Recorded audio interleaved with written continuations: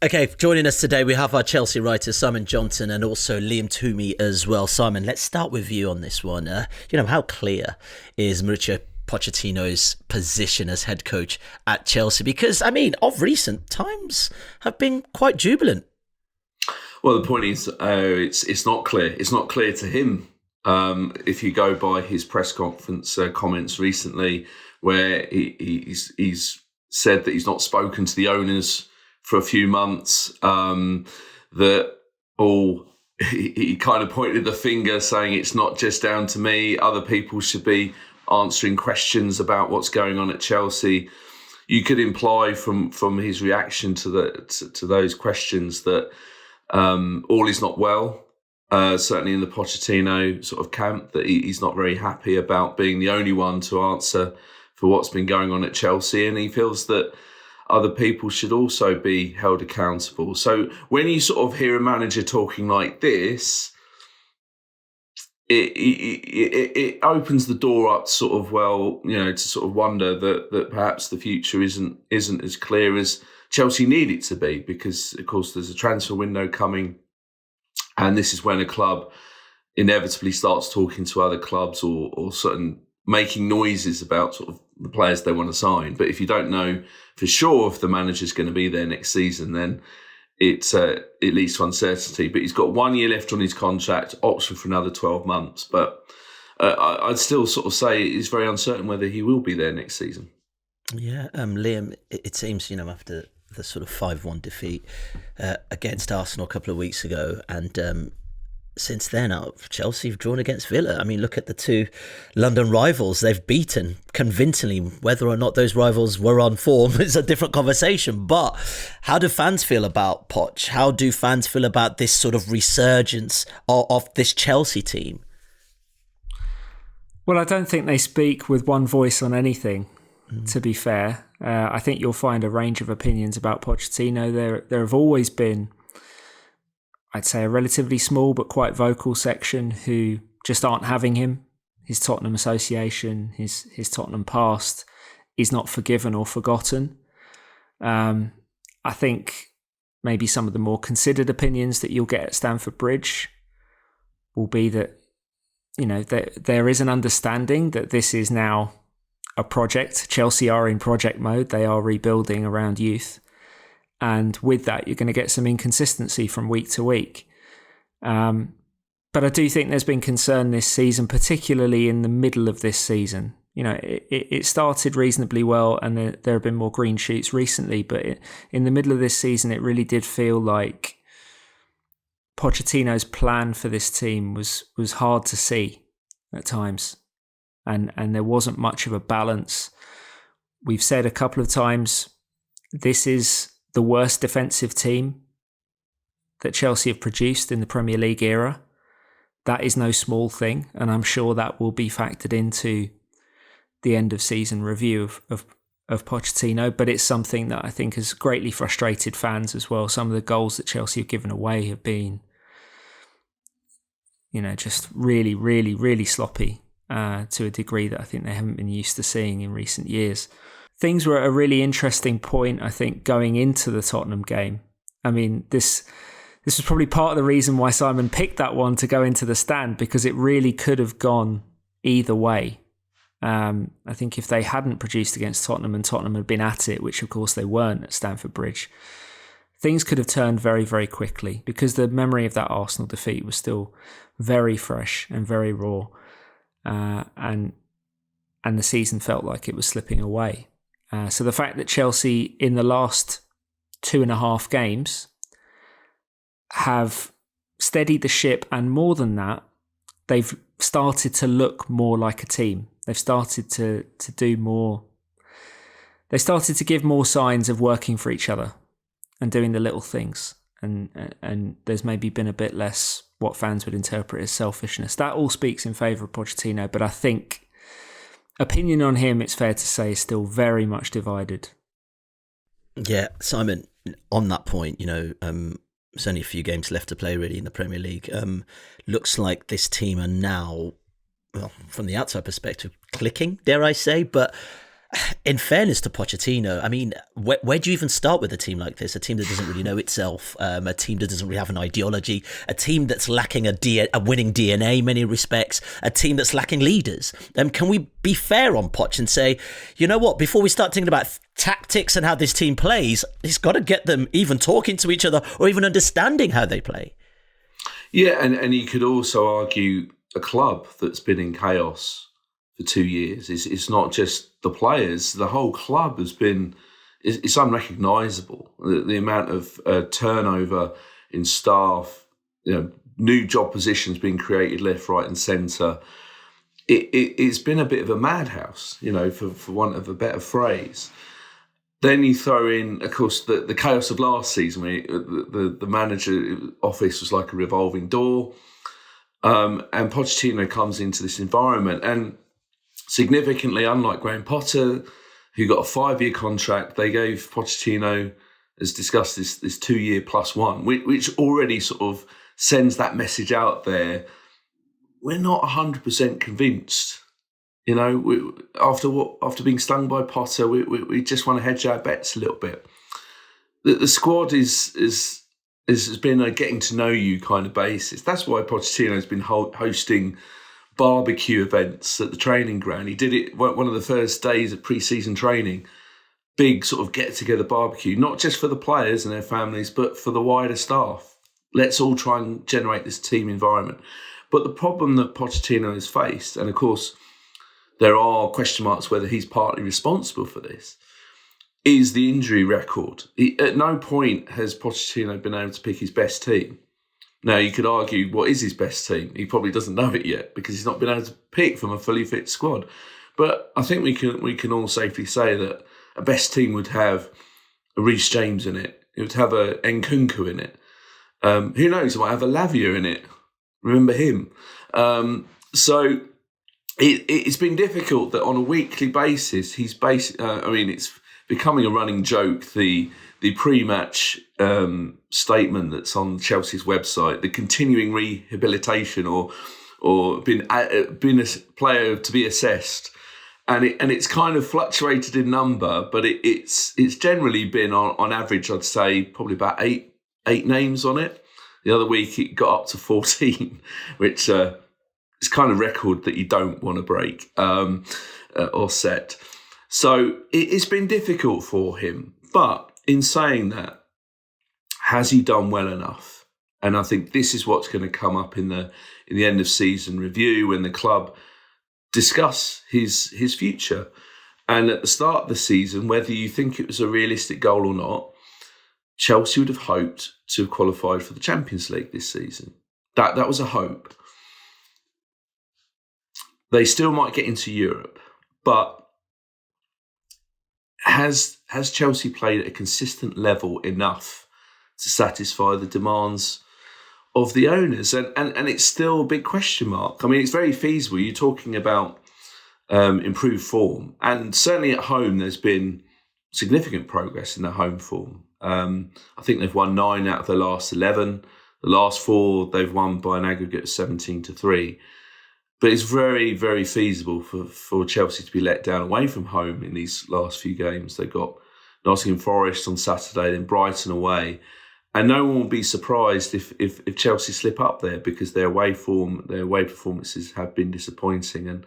And this struggle for consistency is why there's still this debate about whether Pochettino is the right man. Because at no point, as me and Liam sort of regularly had the difficulty of writing about Chelsea, is very hard to form solid conclusions of where Chelsea are at because another slip up is always just around the corner. Yeah, Liam, I want to talk about whether or not this team's clicking in just a sec, but just following on from what Simon just said, isn't this also down to the lofty ideas that I guess the owners had as to what is feasible based on the disruption that's already happened at Chelsea? So are we judging Pochettino on something that's less than ideal? Because, look, from a football fan's perspective and from a lot of us who watch the game, you're looking at a team and looking at the narrative that has been Chelsea this season and going, if they end the season qualifying for Europe, if they end the season having got to a League Cup final, if they end the season, having got to an FA Cup final, It's not bad, is it? For a team that doesn't really know itself. Is he being judged on something that's even possible? I think that's a fair question, because when you subtract some of the key players that have basically been completely unavailable due to injury, this is a very young green squad in some places, some very, very raw players. And I think you've seen in recent weeks someone like, Noni Madueke, who Pochettino has been very keen to draw attention to and praise. He's been a real project for most of the season. And, he'll come on and make a real impact, and then he'll get a start and do nothing. And, it's been that way, not just with him, but with a few players. He's just been a good example because he's made positive progress in the last couple of weeks. Now, would he have made that positive progress if he hadn't have had the 7 or 8 patchy months before? And I think that's been replicated in a lot of different areas across the pitch. When you have so many players that are around the same age, and so many players that have so little Premier League experience, and in some cases so little professional experience anywhere at any real level, they are going to be finding their way, and you are going to have to tolerate their mistakes. You're going to have to you're going to have to live with them, and some days you're going to have to die by them. In the strongest league in the world, that's just the way it is. And I think Chelsea have had a very painful learning curve at times. And I mean, last year it was certainly completely unrealistic for the ownership to expect Chelsea to be anywhere near top 4 while things were being completely ripped out to the studs and replaced in virtually every department, not least the squad. This season, I think there was a hope that with a coach who has a full pre-season, which I think was a fairly productive one. I was out there, it seemed like, apart from the fact that certain signings didn't arrive till quite late, it felt like Chelsea were laying a lot of good groundwork physically for the season. The injuries hadn't properly hit then. But I think they felt that with a proper pre-season, a bit more consistency, no Europe, they could mount a charge for the top 4, and they just haven't been anywhere near that. This is as positive as it's been all year. And if they finish 6th, 7th, it means they're finishing on a high, and the trajectory is upwards. But as Simon says, is that enough to satisfy the owners? I don't know whether it's realistic or not, but to a certain extent, it doesn't matter, because it's ultimately them and the co-sporting directors, Lawrence Stewart and Paul Winstanley, who will be making the decision on Pochettino. Yeah, I mean, you wrote a piece after the West Ham game, I should say, not the Everton game, and you sort of alluded to the fact that perhaps something's landing. This team might be clicking, perhaps. Is it something to get excited about? Is it just something to be realistic about? I think Simon and I have been stung too many times by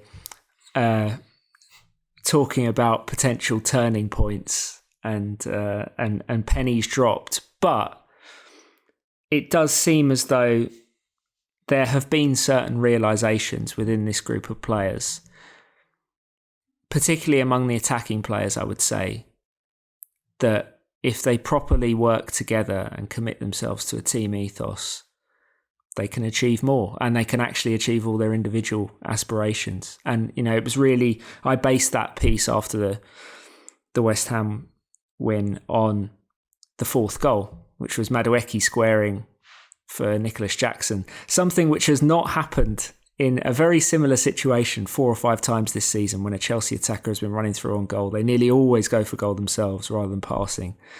And it has come to feel symbolic for many supporters as to the dynamic within this squad, that it's every man out for himself, that there isn't a real cohesion and collective ethic.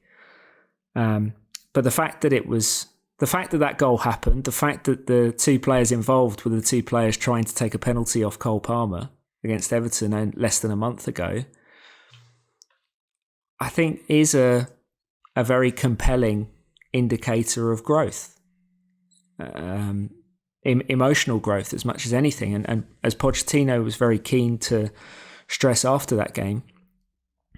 You know, we can talk about the tactical stuff all you want. You can talk about recasting Mark Cucurella as Alexander Zinchenko, this inverted fullback, and all these little clever gambits that you can do to balance the team. But if the team isn't fundamentally functioning and thinking like a team, then you can't do anything in the Premier League. And I think that's what Pochettino has seen in the last 2.5 games or so. That's what he's been telling us. You can make an argument, why has it taken so long? I suspect Pochettino's response would be because this is such a young group of players, and you can tell them, but you telling them and it actually sinking in and them learning it are two different things. And you can't necessarily put a timeline on the development of a team. Firstly, and I'll go to both of you on this one, what did you make of what Boehly had to say? And I guess some might see it as maybe positive for Pochettino staying on as manager. Yeah, I'd understand why people would sort of read a lot into what Todd Boehly said as a positive. I mean, although you would sort of flag and go, he's referring to 2.5 games. The season isn't 2.5 games. It's a bit longer than that. So you could also think, well, is it too little too late? You know, you could flip it round. If you're a negative so-and-so like me, as my reputation seemed to have developed on Straight Outta Cobham, but you would sort of go, well, hang on, 2.5 games. That you're not going to judge Pochettino's performance as manager on the last 2.5 games. But, you know, yeah, the comments were pretty positive, but it's Todd Boehly and he's only got part of the say in what's going to happen.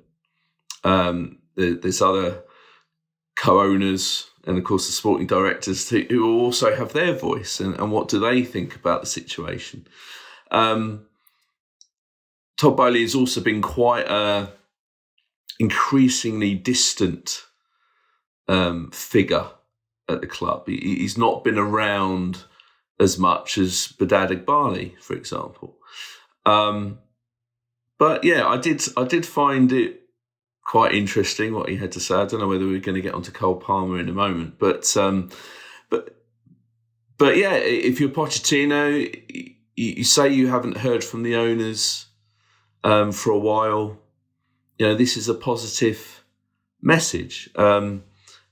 It's just quite interesting. One thing I didn't flag at the start of the show that Pochettino, to your first question, Pochettino did say as well recently, it's up to them to say whether I'm here next season. I don't know yet. And I think that's quite a worrying admission to make in public.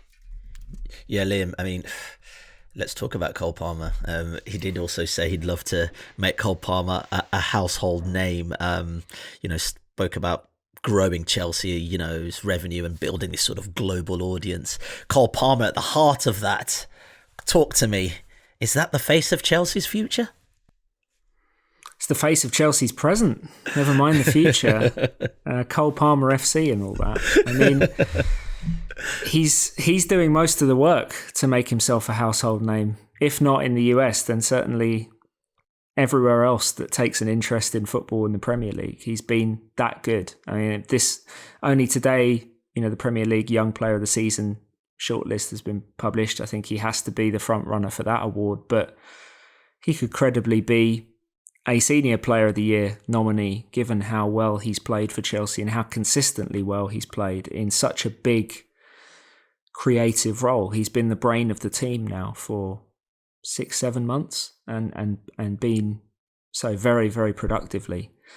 I don't know whether personality-wise he's that suited to going to Hollywood, as it were, and really branching out in that respect. We'll have to see. I mean, he's already surprised a lot of people on the pitch this season, so maybe we will see him in next pre-season. Chelsea are going back to the US this summer. Maybe we will see Cole Palmer on billboards and adverts and more. But I think that's not, that stuff is all ancillary stuff, really. When you're building a club, it's understandable that Boehly would be concerned about it because the owners are looking at the business side of the football club as well as the sporting side. But the most important thing for Chelsea with Cole Palmer is that he's an exceptional Premier League player, and while they're still trying to figure out what they have with a lot of other players in this squad, whether they've been playing or not, they know exactly what they have in Cole Palmer, and it is a real pillar to build around. I'll just jump in, if that's all right. Yeah, sure. I think, first of all, I just want to say, as far as Cole Palmer goes, and, you know, he does drop the odd nugget when he talks, but but what I would say is he sort of lives up to the definition of let his football do the talking. I think we can safely say just let the football, because that is the exclamation point, that he is the wow factor with the ball at his feet. What I would say as well, just in terms of the branding element, which I know is something that football fans instantly sort of cringe at, and to be honest, we do to a degree. It is sort of like the business side of the game is not what we're in it for, is it? But it's very noticeable that Chelsea promote Cole Palmer incredibly highly already. Like every sort of tweet, sort of match related, the social media site is very Cole Palmer heavy, and you can understand it because it's the feel good story. It's the one signing of all signings, and there's a few others in there, but the one signing where no one will argue that that's been an amazing bit of business. And in terms of the branding in America, this didn't come as a surprise to me that Todd came out with this, because during, I'm not sure whether I can mention his name anymore on a Chelsea-themed show, but during contract negotiations with Mason Mount, he was being talked about, right, we see you as the face of Chelsea Football Club, we want to brand, we won't heavily market you in America, etc. And you have to say that, I mean, we can't go back now, but Mason Mount would have been perfect for it, because not only has he got the look, you know, he's got the sort of the boyish looks and all that, but he can talk. He's actually very confident in front of a camera. But that era's gone now. I think Chelsea supporters won't be too disappointed that they've now got Cole Palmer as possibly the face of the club rather than Mason Mount, given what's happened in the last 12 months. Yeah, and Liam, as we're talking money, and Boehly also said, you know, the club are in support of the new salary cap proposals. Is that quite jarring, considering Chelsea abstained last week from their vote?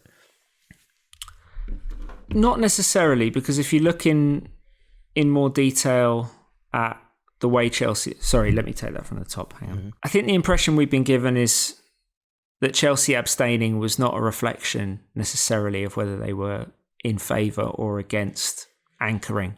I think it was more process related in terms of how these Premier League meetings work. It does seem very clear that they are happy with more financial controls in the Premier League, and that may surprise people given 1.2 billion in spending on... I didn't want to say it, but yeah, I'm glad you did. Over the last 2 years. It's a lot of money. While it is the number that is impossible to ignore, and it's the number that people talk about more than any other, it is also one aspect of the picture. And another aspect of the picture is that Chelsea have massively lowered their wage bill. Now, we can't see that yet because it will be in their next set of financial results. Everyone was talking about their 404 million wage bill in the most recent published set of accounts. That included the cost of firing Thomas Tuchel, hiring Graham Potter, firing Graham Potter. And it also included a squad that was bloated at that particular point in time. And they've signed a lot of younger players. Yes, a couple of them are on big money. I mean, you know, Enzo Fernandez, Moises Caicedo and so on, but a lot of them are on significantly less than the Abramovich era players. And so Chelsea are adamant they have cut at least tens of millions off that wage bill. And And so they every time you talk to people at Chelsea, they insist there is a plan and that they are disciplined with the finances. They're not just on a trolley dash through Europe signing every player they like under the age of 23, even if it can sometimes look that way. On the other hand, you look at those most recent set of financial results and you see that they only squeezed into PSR compliance by effectively selling the 2 hotels outside Stamford Bridge to themselves. A loophole that still exists in the Premier League's financial rules, but does not exist for UEFA or any other governing body. You can look at that 2 ways. You can look at it as Chelsea are not working at least within the spirit of the rules, even if they're not actively breaking them. Or you can say they probably will remain compliant because they're creative or cynical, depending on your point of view, enough to find a way to do it and still spend what they want to spend. So I think they will on the whole be in favour of financial controls in the Premier League because they believe they've got a disciplined financial strategy and they don't want other clubs being able to move away from them, maybe, exploiting greater revenues. Yeah, Simon, as we're talking finances, if Chelsea do qualify for Europe, is that a good or a bad thing for Chelsea at this point in time? Talk about PSR and balancing the books and players coming in or leaving. Where does that leave this club if they actually do qualify for Europe? And also, can they actually launch an assault on Europe with this team? I'm glad you clarified assault. What you meant by that, but yeah, where does it lead? Well, they come under UEFA's financial fair play rules, which are a little bit more strict. So that then puts pressure on them to improve their bank balance, for want of a better word. The problem is what competition they will qualify for. Now, this is why they hope to be in the Champions League, because as we all know, that is worth a lot of money. Europa League is worth a bit of money, but a fraction of. Conference League, the gains are minimal financially. But of course you have I'm not sure you could call it prestige, but you at least you're back in Europe and it's another competition to go for. And of course, Chelsea got a very proud record in Europe.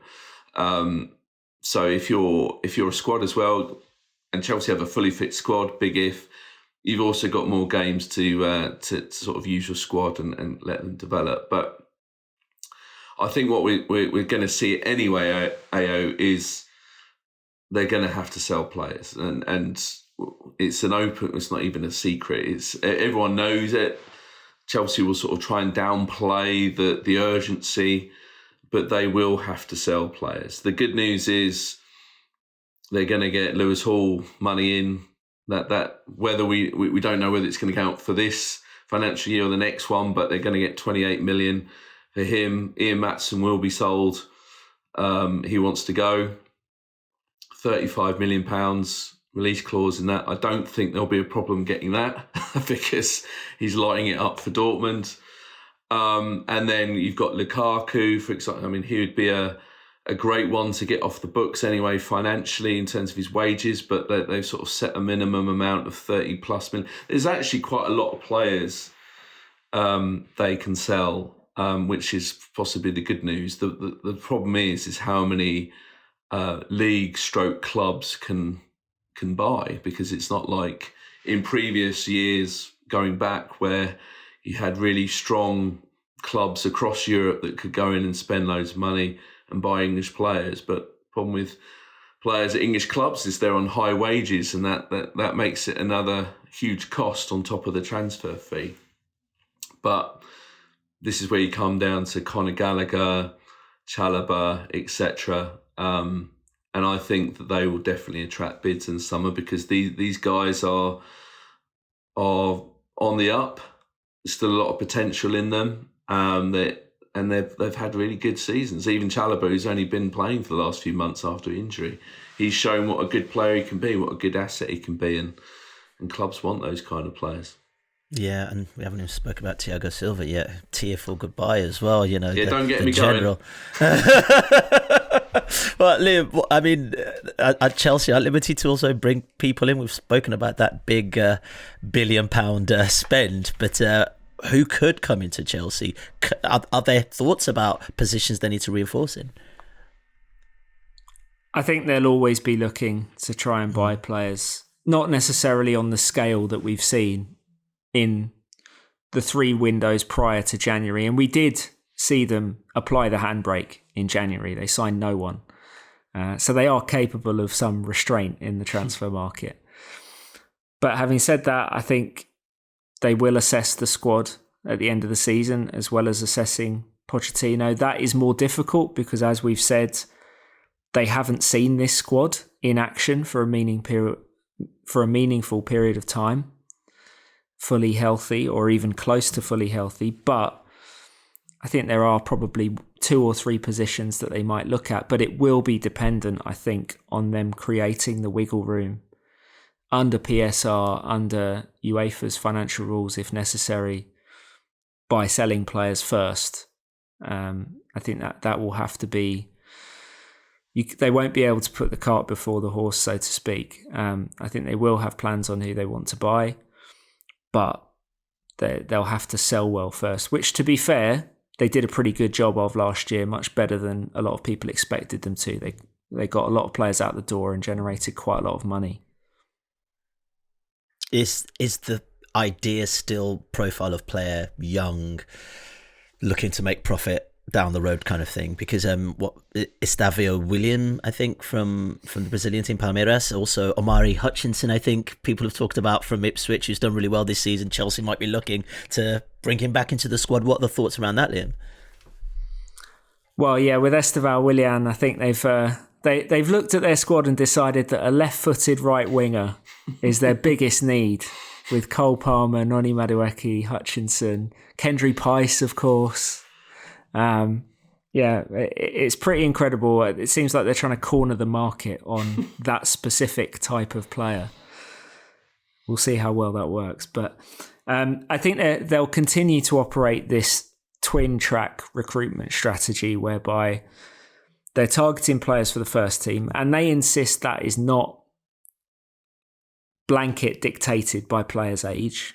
You know, they did sign Axel Disasi last year, who was 25, slightly older than the other players that came in. They'd already done the deal for Christopher Nkunku, who was in his mid-20s as well. So I think if they see the right player in the right circumstances at the right price, that player won't necessarily have to be 23 or under to fit their criteria. But the other track of their recruitment strategy, which shows no sign of abating, and this is the part that Estavio William fits into, is they will continue to aggressively target the players that they feel are the best teenagers in world football who have an opportunity to become the next superstars of the game. They've clearly decided they're willing to sink significant resources into that, and so I expect them to continue to do it. Yeah, and quick one on this one, Simon. Maatsen at Dortmund. That's an interesting one, isn't it? Champions League final, Chelsea boy now at Dortmund. Will they sell for pure profit? Does it look like he will be leaving the club? I'd be very surprised if he's still a Chelsea player come next season. Before he went to Dortmund, they managed to get this release clause of 35 million into a new contract. I think if you ask Ian Maatsen about his future, I think he probably sees it elsewhere now. He's had a taste of regular first team football, a taste that he wasn't given by Pochettino, and this is something that you can throw at Pochettino in terms of, funnily enough, Chelsea have young players, but they seem under Pochettino, been quite reluctant to play the young players that are homegrown. Yes, you can shout Conor Gallagher at me, but he was already established. Maatsen was overlooked, and that's why he asked to leave on loan in January. He's now had this amazing experience at Borussia Dortmund. He's feeling the love of Borussia Dortmund. He's now going to be playing in the Champions League final at Wembley, just a few miles away from Stamford Bridge. It's a wonderful story, and you know, for Ian Maatsen himself. But I think for Chelsea, it's another what if kind of scenario. You go and sign Marc Cucurella, who, yes, he's had a few good games lately, but he costs sort of in the region of £60 million. Here you have a homegrown product that would have cost you little, having come from Holland as a teenager. And he's been overlooked, and now you're going to sell him for just over half of what you paid for Cucurella. This is where the business model can be a little bit confusing for the fan base. But for Maatsen, he's got a great future, hasn't he? Not just about the Champions League final. He'll be, like I said, I'll be amazed if he's not elsewhere next season, if not Dortmund itself on a permanent. Yeah, and finally, I'd love to get both your opinions on this one. Liam, you know, recently we were doing a podcast on the dearth of good managers still out there, or top managers still out there. And something that came out of that was that, you know, if there is a top manager out there, they will often come to a club and say, okay, I'm happy to do the job, but could you just tell me about what's going on in the background, how recruitment works and all those kind of things. Let's say Chelsea move on from Poch.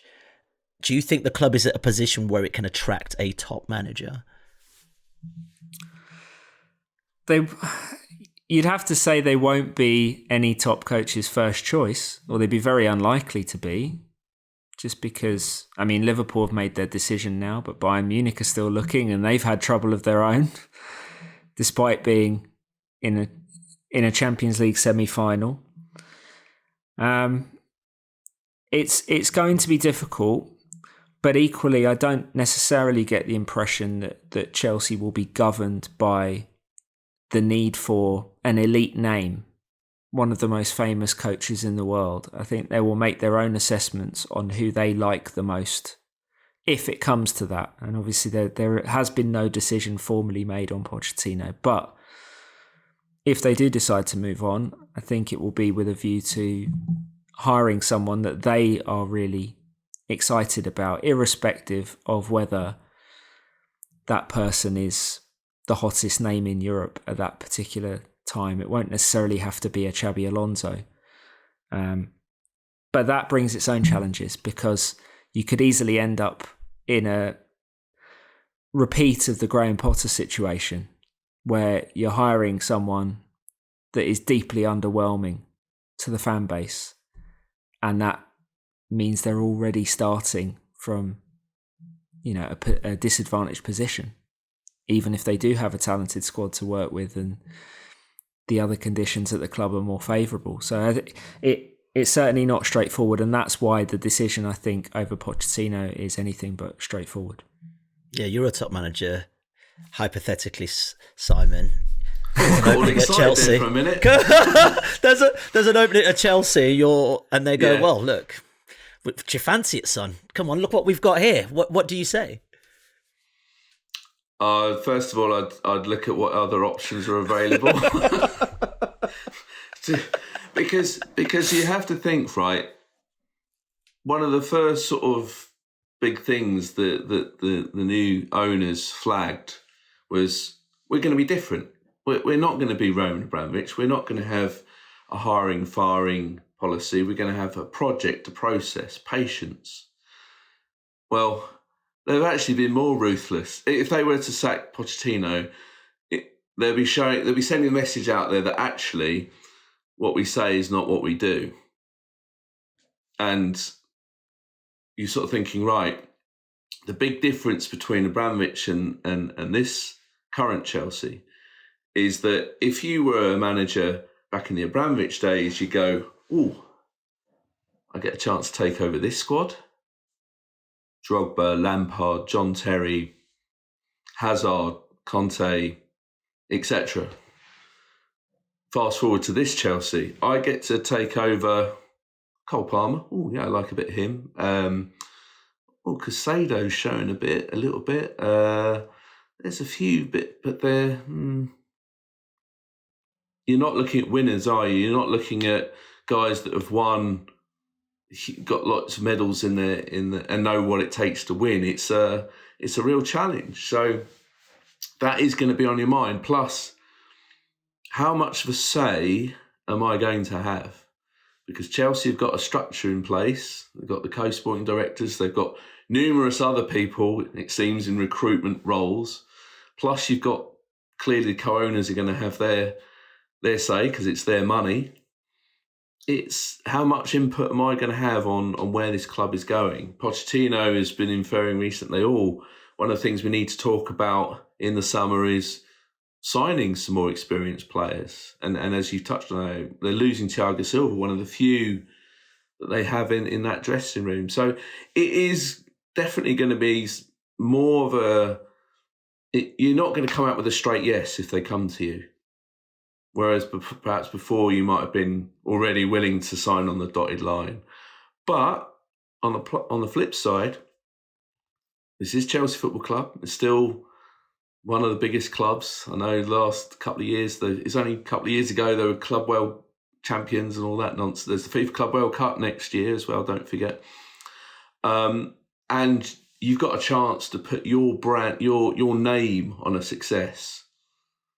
Perhaps previous managers in the Abramovich era could say, yes, I benefited from it being Mourinho's team and I just moulded it. And so if you turn this Chelsea into winners, you're going to be remembered as an all-time great in the history of the club. And that's going to excite some people. But yeah, I don't expect to see Jose Mourinho back for a third spell, for example.